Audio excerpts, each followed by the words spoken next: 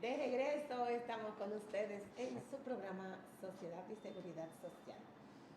Nosotros en este momento estamos en la hora en que presentamos nuestro invitado y como siempre, yo siempre les digo, siento una gran satisfacción. Cada invitado que traigo, pues para mí es de satisfacción porque yo sé que va a llenar las expectativas de ustedes por la calidad de invitados que traemos aquí cada semana.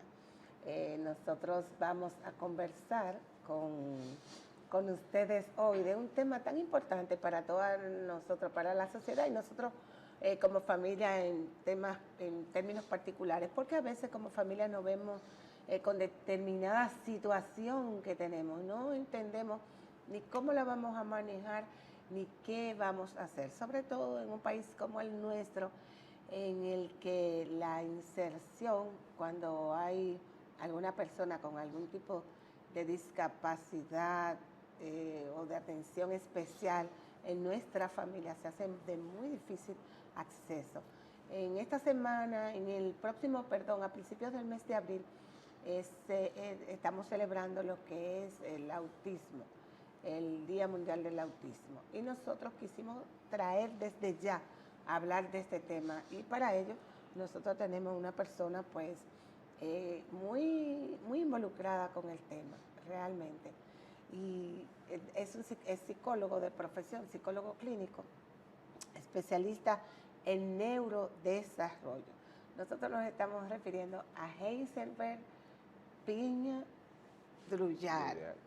Es un éxito que dije bien el nombre. Sí, sí. ¿Cómo está, Heisenberg? Todo muy bien, agradecido por la invitación. Nada aquí para pues, regalar un poquito el conocimiento. Un poquito de conocimiento, porque me han dicho, y tuve acceso a algunas de las ponencias que hace Heisenberg sobre este tema, y de verdad que es muy bueno en lo que tiene que ver con el tema que vamos a tratar en el día de hoy. Como le dije, el tema se trata del autismo, pero es bueno que la gente sepa qué es el autismo. Mira, lo primero es que el autismo es la definición técnica es un trastorno del neurodesarrollo, ¿verdad? Cuando te dicen eso te preguntan, ¿y con qué se come ese asunto?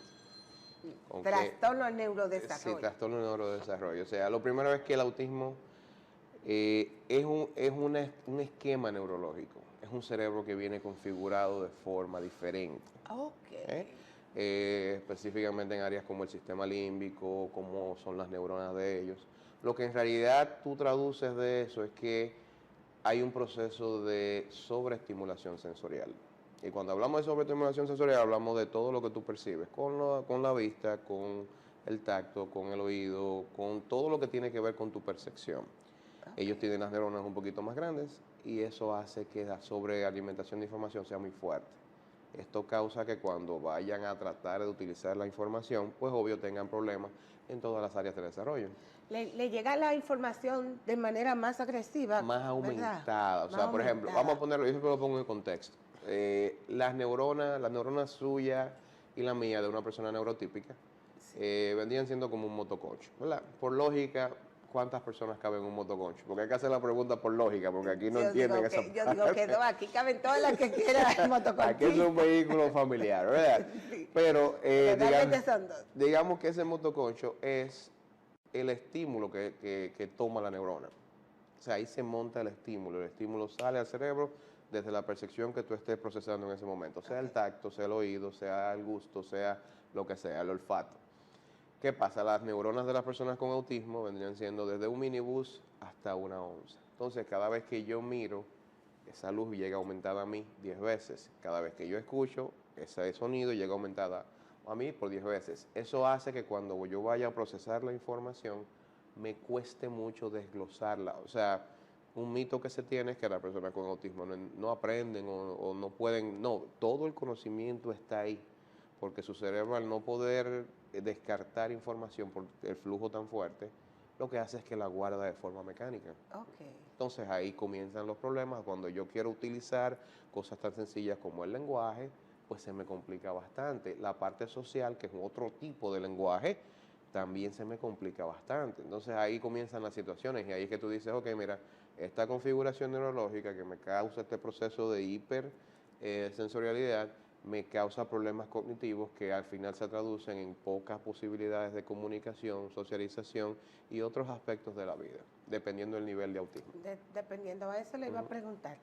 ¿Existen diferentes niveles en el autismo? Sí, claro. El autismo, bueno, actualmente en la última versión del manual de diagnóstico que usamos aquí en Latinoamérica, que es el DCM, en ese manual, en el 5, pues quitaron una categoría que se llamaba Asperger, ¿verdad? Que el Asperger es un autismo que es extremadamente leve. Normalmente cuando tú hablas de autismo, hablas de 3 dominios. Hablas de un dominio social, un dominio de comunicación formal y otras características de las personas con autismo que son los comportamientos restringidos y estereotipados. Eso es comportamientos como fijaciones, compulsiones, movimientos repetitivos, todo ese tipo de comportamiento estereotipado. ¿Verdad? Esos son los 3 ejes para diagnosticar autismo. Las personas con Asperger normalmente tienen 1 o 2, que se percibe ahora y a nivel de evaluación se ve como algo que se llama espectro autista. O sea, no tengo un grado de autismo, pero estoy ahí. Esa es la primera categoría. Después está grado 1, grado 2, grado 3. El grado 1 pues es dependiendo la necesidad de asistencia que el niño necesite. O sea, si tú tienes que ayudarlo para hacer cosas, la cantidad de ayuda que tú das en las diferentes áreas de desarrollo determina qué tan grave es la afectación. Normalmente cuando tú tienes un autismo grado 1 es leve, grado 2 es moderado y grado 3 es severo. En el 70-80% de los casos que hemos podido ver de autismo severo, cuando viene ese diagnóstico severo nunca viene solo. Nunca viene autismo solamente, viene con una comorbilidad, o sea, viene con otra condición, sea una condición médica o otra condición del neurodesarrollo. Heisenberg, han mencionado el espectro autista. ¿Qué diferencia hay entre autismo y espectro autista? ¿Eso es diferente? El trastorno del espectro autista es digamos, el trastorno en sí, ¿verdad? Pero cuando tú lo hablas de espectro autista, eso está a nivel de diagnóstico. Cuando tú dices que una persona tiene espectro autista, estás diciendo que tiene rasgos de autismo, porque hay que entender algo con el autismo, que es algo que la gente a veces no procesa, y que hay un mito también con eso.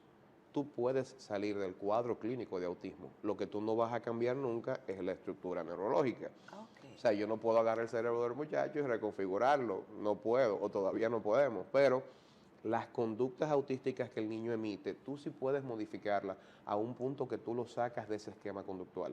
O sea, que él puede básicamente hasta cierto punto funcionar y vivir como cualquier otra persona. Cuando yo escucho hablar de autismo, escucho decir que no es una enfermedad, que es una condición. Es una condición. ¿Cuál es la diferencia que hay entre una condición y una enfermedad? Mira, las enfermedades normalmente o son adquiridas, eso es lo primero, o discapacitan. O sea, esa parte tenemos que hacerla hincapié. Cuando tú hablas de un esquema neurológico, como te dije, de unas estructuras que están un poquito más grandes, no estás hablando de lo que se conoce en medicina como hipertrofia.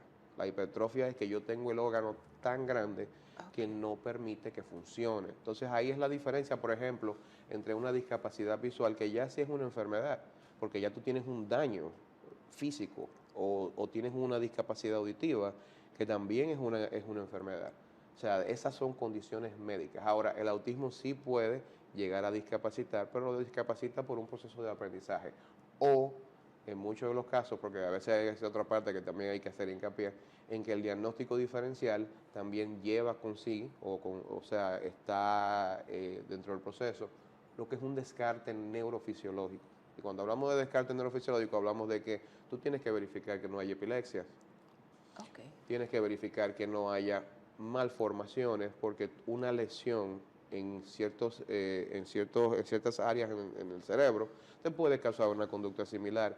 Tienes que descartar que no haya un proceso genético, no haya un trastorno o una enfermedad genética, porque hay más de 271 enfermedades genéticas que, al ser tan poca la incidencia de ellas, normalmente se obvian y esas enfermedades genéticas causan cuadros clínicos similares a los del autismo. Pero también una persona que no escucha tiene conductas similares a a la persona con autismo. Que pudiera confundirse, ¿verdad? Tú le hablas, Juaniquito no te responde, no te va a mirar a los ojos casi porque no te va a escuchar nunca. Va a tener retraso en el lenguaje, va a tener un sinnúmero de situaciones que se van a poder asimilar, que allá, o sea, he visto muchos diagnósticos errados que llegan de niños que tienen discapacidad auditiva y lo diagnostican con autismo. Y tú le pones el aparatico, pasa el quito del autismo, de una. ¿Y qué fundamentalmente se utiliza para diagnosticar autismo entonces? Como te dije, normalmente son esa batería de pruebas. Eso a nivel de la familia es un poquito costoso, porque tú tienes que hacer un cariotipo, un electroencefalograma, una resonancia magnética, audiometría, examen de la vista y analíticas especializadas, porque hay otros procesos también que pueden afectar en las conductas autísticas. Pero después de eso, cuando tú vas a evaluar ya de forma psicológica, a nivel de psicometría, tienes que hacer una batería de pruebas bien extensa porque ya el manual te exige que tú determines si solamente es autismo. O sea, tú puedes tener autismo y déficit de atención con hiperactividad. Puedes tener autismo y discapacidad intelectual.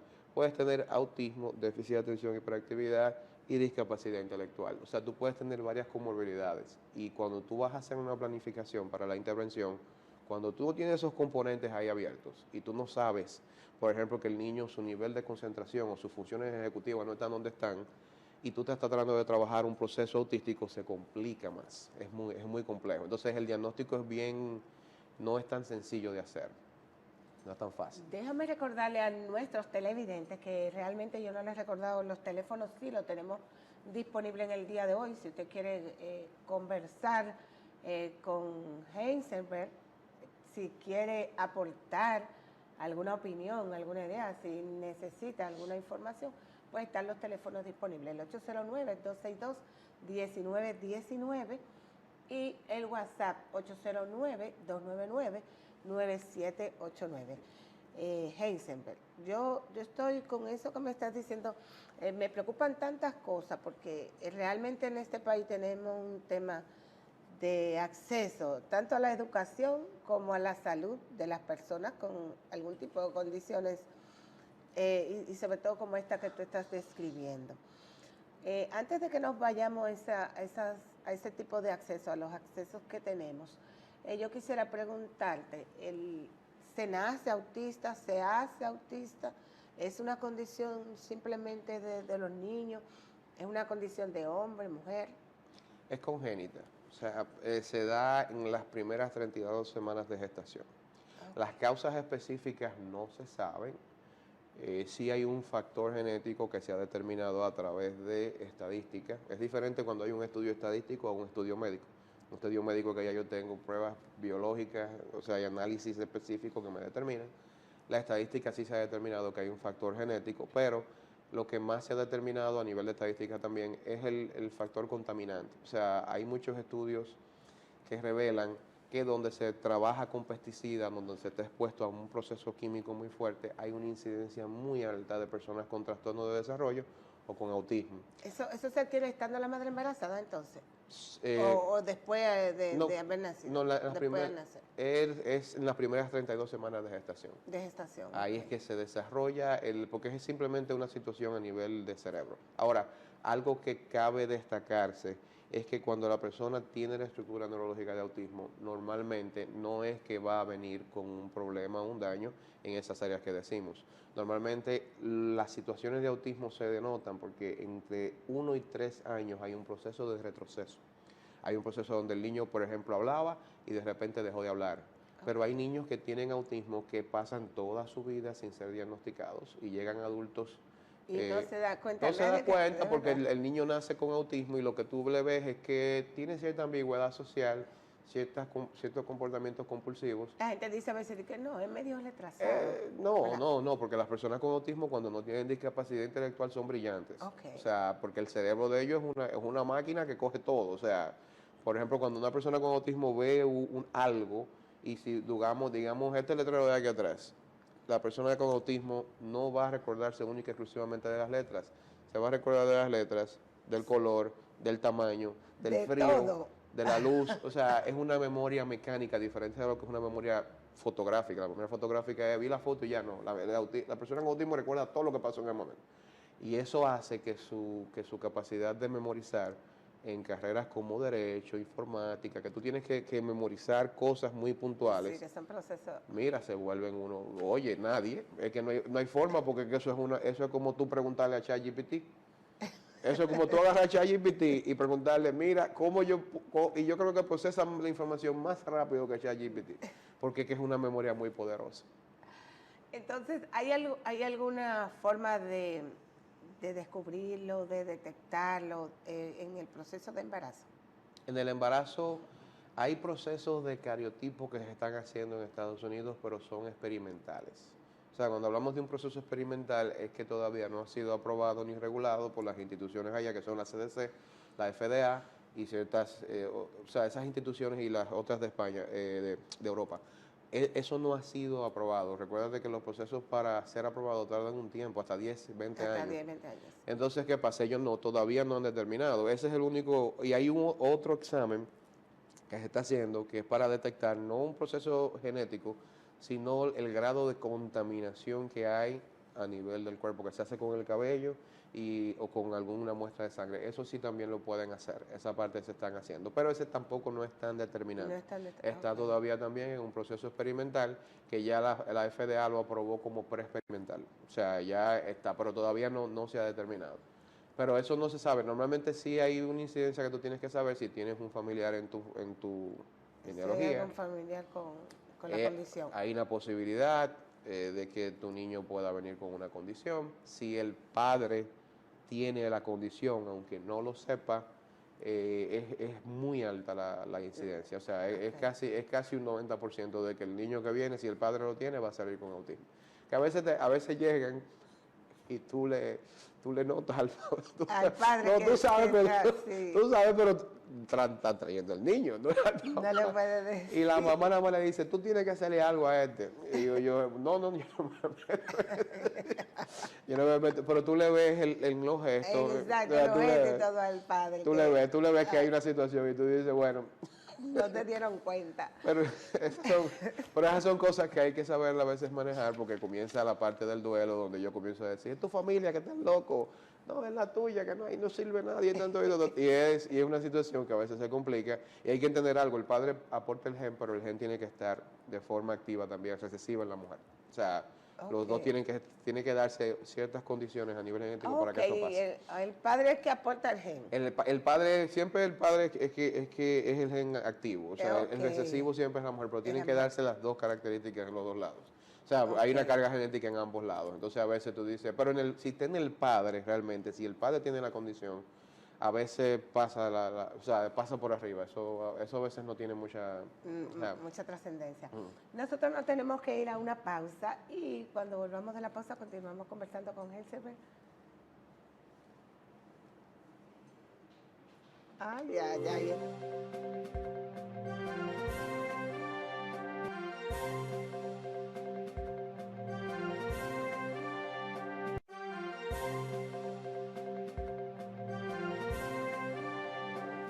Estamos de regreso en su programa Sociedad y Seguridad Social. Les recuerdo que estamos hablando sobre el autismo y que para ello estamos conversando con Heiselberg Piña. Heiselberg tiene un nombre, ¿verdad? Que usted dice, pero ¿y dónde salió?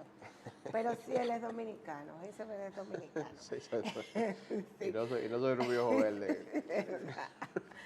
Heiselberg, conversábamos, antes de irnos a la pausa, la conversación en un punto que te decía que me preocupaba, como tú describes la condición que tú describes sobre las personas que viven con autismo. Entonces, el acceso a la educación, ¿cómo es en nuestro país? Porque ¿pueden ellos asistir a la educación formal, convencional nuestra? Mira, eso es un tema que es muy, digamos, muy complejo en ciertos aspectos. O sea, la persona con autismo depende mucho, no tanto de si pueda oír, no, sino del nivel de autismo y cómo está manejado. Nosotros integramos en educación regular, allá en la fundación, aproximadamente de 10 a 20 niños por año.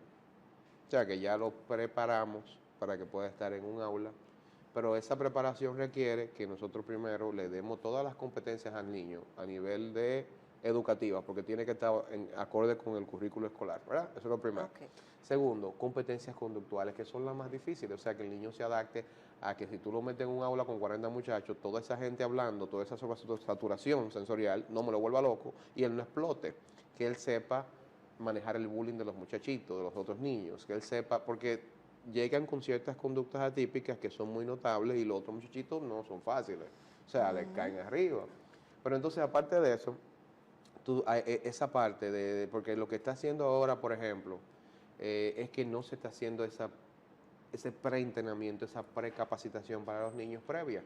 Y lo que estamos haciendo es que estamos metiendo al muchacho en aulas regulares, por más bajo que sea el autismo, sin una precapacitación. ¿Tú crees que necesitan entrar a aulas adecuadas para el tipo de condición de ellos? No necesariamente, pero no. Sí, por ejemplo, en Estados Unidos el proceso se maneja con las aulas de recursos, donde el niño entra al aula de recursos y después va a su aula regular y se va adecuando cíclicamente para poder permanecer ahí. No es que él no pueda, él puede hacerlo. El proceso es que nos estamos brincando esta parte de aquí. Nos estamos brincando la precapacitación. ¿Va a haber dificultad en el proceso de aprendizaje? Lo metes en el curso y al final vas a acabar dejándolo sin escolaridad porque el niño va a desarrollar un sinnúmero de conductas. Aparte de eso, otro proceso que se dan.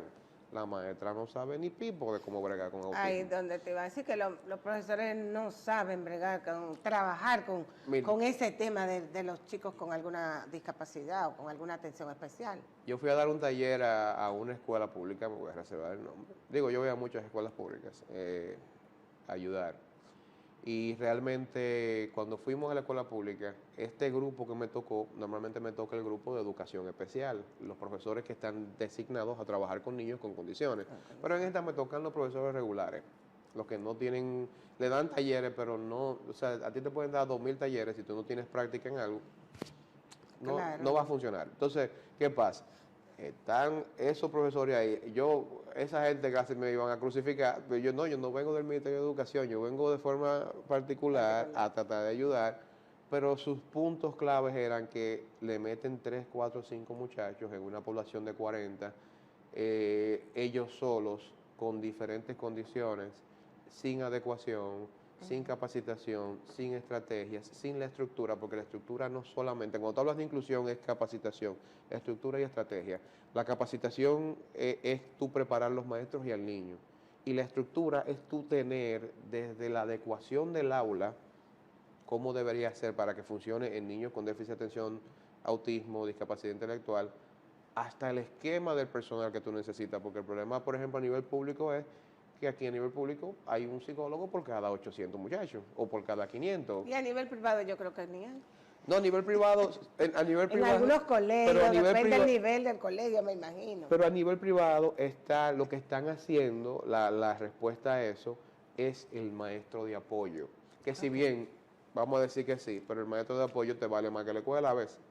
O sea, tú pagas 10,000 pesos de escuela y el maestro de apoyo te va a valer 12.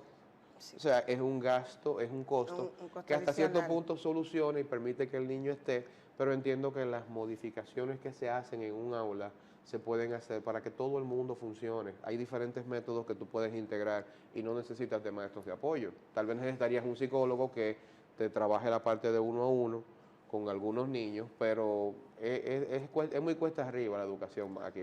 ¿Y el tema salud?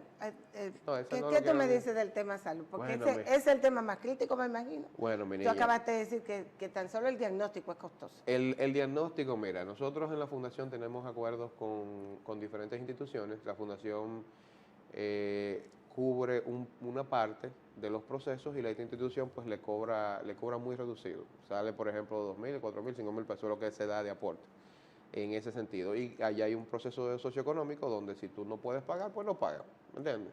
Te hacemos el estudio socioeconómico, lo que pasa es que tarda mucho y esa lista de espera está, oye, la lista de espera de las personas sin pago está para mayo en la Fundación, para mayo. Para mayo. Y eso es que nosotros vemos 30, 40 gente al mes, porque no vemos tanta, porque el proceso es largo. Pero eso en la calle, a nivel privado, oscila entre 25 y 35,000 pesos el diagnóstico psicológico. Cuando tú le pones el cariotipo, que vale de 10 a 15 mil pesos, ¿verdad? Le pones los electros, que vas a pagar 1.000 pesos, le pones la resonancia, que te van a cobrar un anestesiólogo que no lo cubre el seguro, que son 7.000, 8.000 pesos. Cobertura por los seguros, tampoco. El anestesiólogo no. El servicio sí, la resonancia sí, pero la resonancia lo que vale son 7.000 pesos y te cubren 5, 4, dependiendo del seguro, y el electro te cubren 1.000, tienes que pagar por todo con seguro. Tú estás hablando de aproximadamente en estudios médicos que te van ahí algunos 30, 40 mil pesos, más los 30 de lo otro, ya tú sabes, eso es rogando que no exista la necesidad de una consulta ni con un neurólogo, ni con un genetista, ni con un otorrino, que ellos no cogen seguro ninguno. Porque si el niño tú le hiciste un electro y sale con epilepsia, que es un porcentaje elevado, es un 40% de los niños, 30 o 40, sale con algún tipo de epilepsia, ya tú sabes que ahí viene la consulta con el neurólogo, que son 4.000, 6.000 pesos, si tú lo vas a hacer a nivel privado. A nivel público a veces como cuesta arriba por la cita que te la ponen demasiado larga. Demasiado larga. Mira, ellos me están haciendo señas y que se nos terminó el tiempo. Es importante que tú has hecho mención de la fundación, que tú nos digas en un minutito en qué consiste la fundación, dónde está ubicada, y que tú te comprometas con nosotros a venir a tocar el tema solamente salud. Claro que hablemos de ese tema, del acceso a la salud. No hay problema. No, nosotros somos la Fundación Dominicana de Autismo, somos la primera institución del país en trabajar con autismo. Estamos en la Paseo de los Reyes Católicos número 17 en Arroyón, 809-563-6247.